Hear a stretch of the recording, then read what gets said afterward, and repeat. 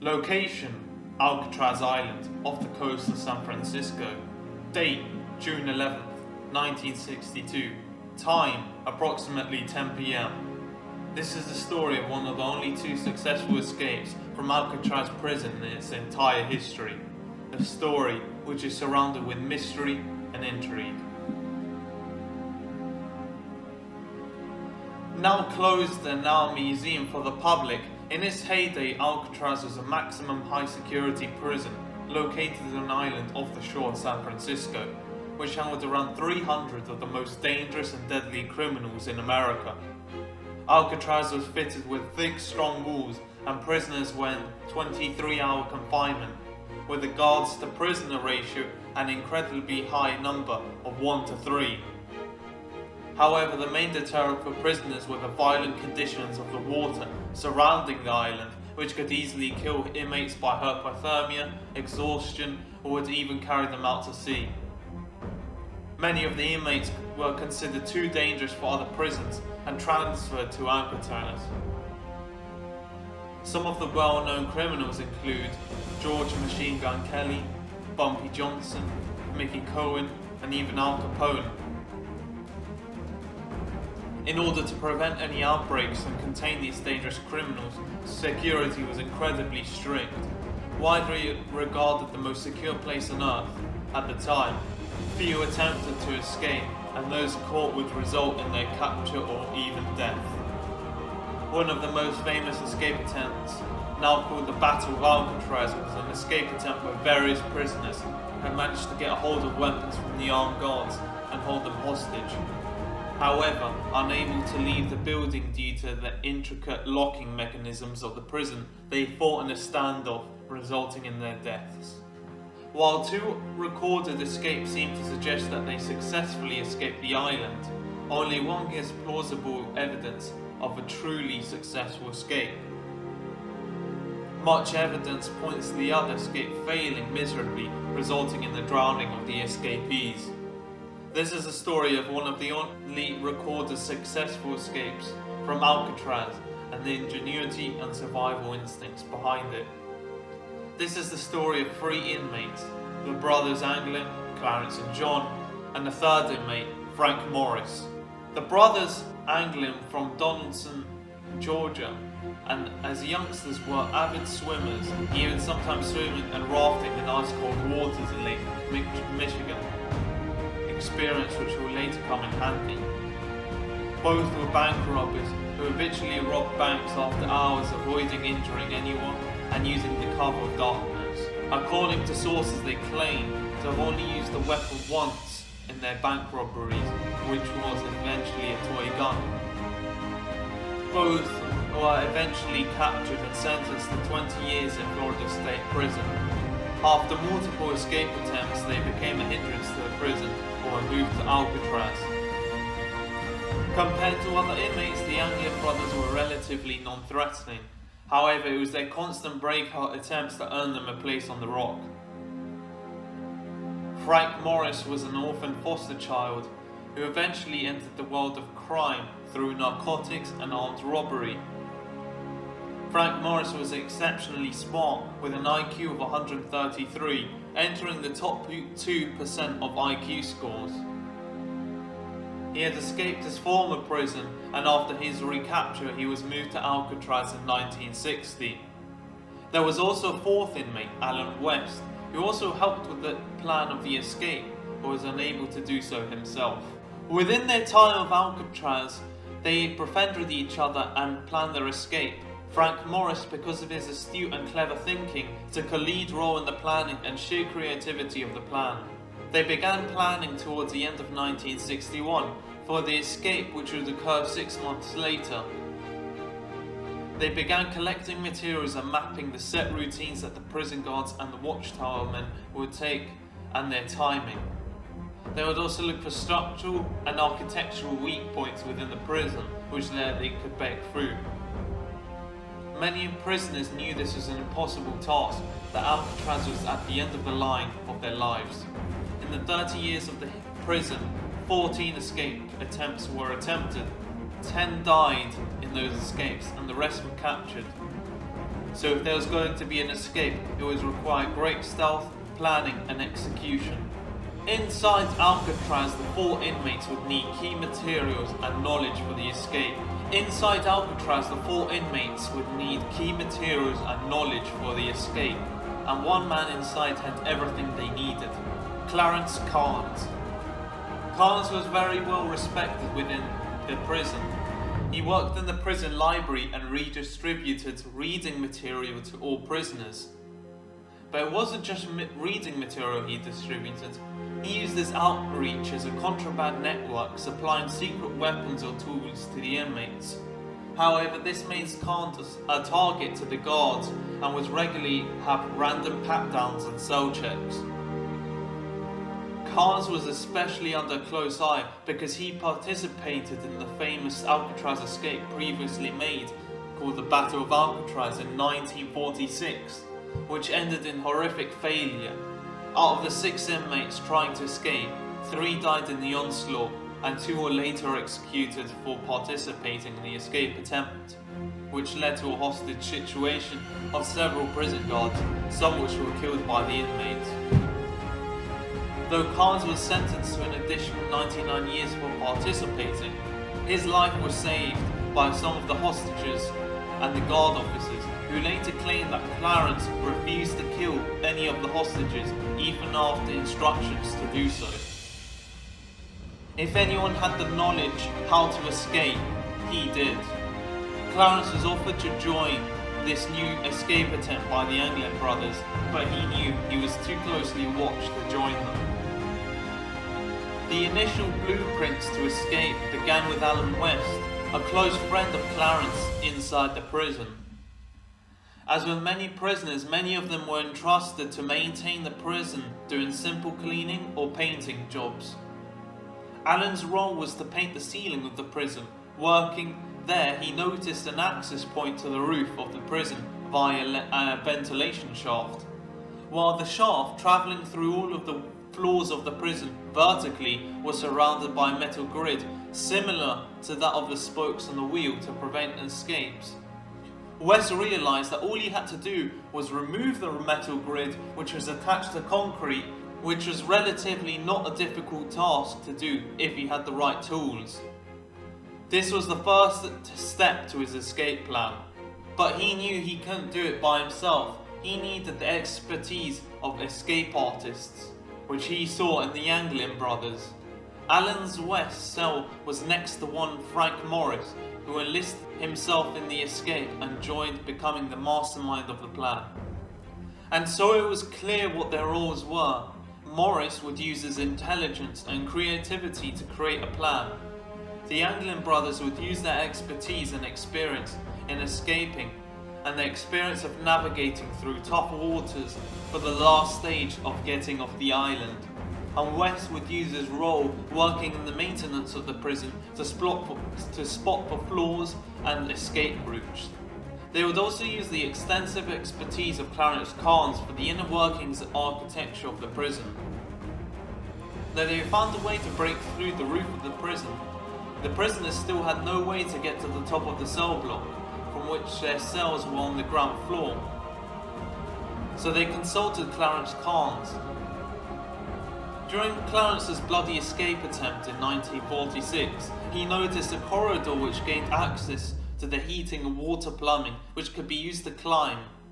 16 years later, Clarence gives this stored information to the 4, as he knows these can gain access to the roof. Their plan was to silently exit their cells through an extremely small ventilation shaft, which was protected by a metal grid, maneuver their way through the inner bowels of the prison and escape to the roof, through the corridor which Clarence had told them about. Once on the roof, descend and head to the beach, where they would make an escape on the deadly waters. While previous escapes were all out guns blazing, their exit was far more meticulous and stealth-based. They had seen from other escape attempts, including the Battle of Alcatraz, that violent escapes would never end well. So they fashioned homemade chisels from metal spoons to carve out the shaft in their cells, and drills from existing equipment in the prison, such as vacuum cleaners, to carve out the ventilation shaft which Alan West had previously spotted. Additionally, they used scraps of metal and cardboard to create a fake grill which would be placed over the carved out hole to mimic the appearance of the grill, but one which could be removed and placed back whenever need be. But how would you drill and chisel their way out without being hurt?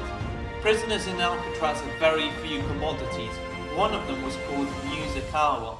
During the evening, the prisoners were allowed to play music. This noise would be the perfect cover for the four, which at the time would be carving and drilling out their escape routes. But they had to work more hours in the day if they wanted to make an escape, and so they came up with a solution.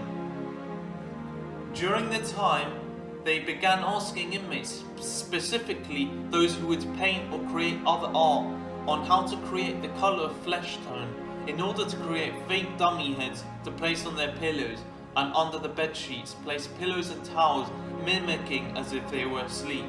They were made of soap, concrete powder, toilet rolls and stolen paint. They would also gather cut hair from the prison's barber, where one of them was working, gathering to place it on the dummy.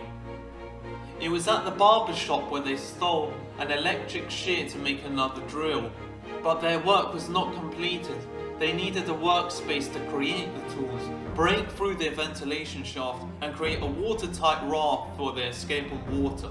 Alan West had persuaded that the ventilation shaft where he was painting was extremely dirty, and to stop getting paint all over the prison, he proposed that they should put up blankets over the round and exposed ventilation roof chamber in order to keep the prison tidy. In the lapse of judgment, the guards allowed this, meaning they had allowed a private and concealed area, which by night the four would travel via the holes made in their cells, allowing them to work all night if need be. By June of 1962, everything was ready. They had broken through the ventilation shaft and created a raft and life jackets out of the waterproof PVC raincoats which they were provided by the prison for the inmates. These would be inflated by a concertina, a small wind instrument that was used for the music hour in the prison. In the night of June 11th, 1962, they finally made a break for it. But there was a problem. Alan West, while he had carved out the grill and replaced it, he had never travelled through. He would have known that metal tubing blocked the proposed exit, impeding him from going through. It was clear to the other three, who had successfully exited through their makeshift exits, that he wasn't going to make it, and so they decided to leave Alan West, the first to propose the escape and the one who noticed a structural flaw vital to their escape, behind. So the three, Frank Morris and the Anglin brothers, continued and made their escape over the roof and down the pole onto the floor. They were now out of the prison building. Whilst inside the security was extremely tight, outside it was very scarce, and so they managed to get to the beach extremely easily. They took out their raft and began inflating it with the concertina, working it like a bellow, taking up the musical key so that it would be relatively silent. Now they were on the beach with an inflatable raft, and the only thing standing from their way to freedom were the deadly waters of the San Francisco Bay. And so they pushed out their raft. This would be the last trace of the three. By this time, Alan West had managed to squeeze through the grid, but it was too late. The three were already off the island. In the morning following the escape, an immediate lockdown was placed by the guards, and there was an extensive search. What happened next is met with debate by the historians, local civilians, police force, and even Alcatraz inmates. Police state that in the following hours and days, debris of a watercraft, homemade oars, and a plastic wallet containing information and addresses which belonged to relatives and friends of the escapees were all found over the bay's water. The police believe this was enough information and evidence to suggest that the water raft structure collapsed on the water, causing them to drown in the bay. Further reports, including one from a passenger on a Norwegian cruiser pulling into port, claim that they saw a body in the water which matched the description of Frank Morris. but they were unable to recover it at the time. The day after the breakout, a secretary of a lawyer who represented the prisoners on Alcatraz received a call from a man who claimed to be John Anglin. He never spoke of his location or his motive of calling and would only speak to the lawyer. However, the lawyer was not available, so he hung up and never called again, leaving the police unable to. Clarence Kahn said that he later reported a postcard which contained the phrase "gone fishing," a code word which they had set up to notify their successful escape. No evidence of this postcard has ever been found. There are two possible theories to their escape. In a later interview, Clarence believed that they had managed to secure an escape on a boat which was waiting on the water in an escape organised by famous inmate Bumpy Johnson, who otherwise was known as the King of Harlem or the Black Al Capone. During their investigation of the escape, the guards questioned Allen West and about these possible contacts, which he denied the existence of. This theory is supported by an eyewitness account of a worker on Alcatraz who claims that he saw a boat still in the water around the waters of the island around midnight, and later left an eyewitness statement which was later taken by the police. Tide and current experts reenacted using modern technology the movements and the course which the water around Alcatraz would have had that day, and they determined that the current would have swept them away from Angel Island and possibly out to sea. Perhaps their goal was never Angel Island, but a boat in the middle of the bay which had been placed and was waiting for the prisoners. It is possible that the raft broke before they could reach the waiting boat and swam the remainder of the distance, or the raft was intentionally destroyed once reaching the boat, giving the scent yet another failed attempt resulting in drowning. The other theory is that the raft could not stay afloat and fell apart on the prisoners fairly early in the escape, leading to them putting on their giant life jackets and to swim to shore. It is also important to remember that the Anglin brothers were great swimmers and capable of swimming in ice-cold waters, and that they experienced rafting in their earlier years. Investigation reports show parts of a raft were discovered on an Angel Island, a nearby island, and claim that footprints on the beach leading away from it. This coincides with an interesting report of a car being stolen within the vicinity of San Francisco. It claims that the day after the escape, 3 men matching their description had stolen a blue Chevrolet. At the time, the police reported that no vehicles had been stolen. However, recent reports show the contrary. Swimming to shore would have been a possible escape. Not too long after, an inmate, John Paul Scott, managed to swim ashore past the dangerous water and had managed to survive the journey. However, stricken by hypothermia, 2 bystanders saw the man reported in him, which was then he was recaptured and sent back to Alcatraz. This crucial piece of evidence showing that it was possible, and that if he could, the trained swimmers such as the Anglin brothers could definitely swim ashore. After 17 years of the investigation without success, the police gave their verdict claiming that it was most likely that they drowned.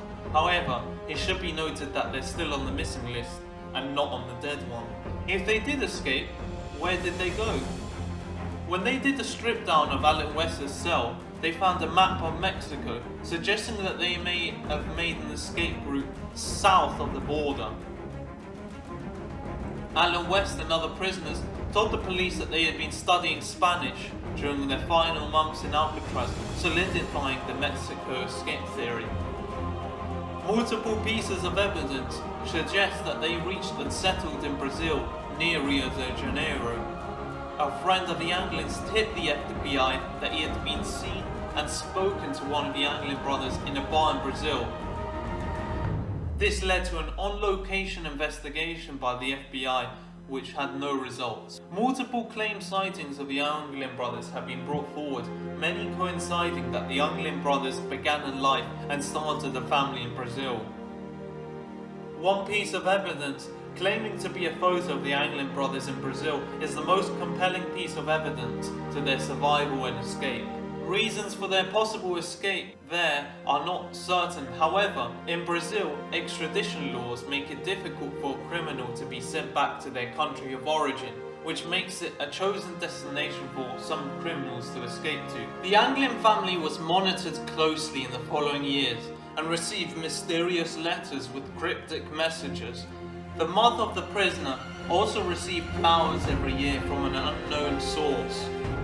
At the mother's funeral, two identified odd-looking women were spotted with heavy makeup. One of the brothers of the two Anglins on their deathbed claimed that he had been in contact for the past 25 years before passing away. So the mystery still remains of their disappearance. The fourth prisoner, Alan West, ultimately was moved to another prison where he was convicted of killing another inmate and died in prison of peritonitis, aged 49. Alcatraz itself would not survive long after this escape.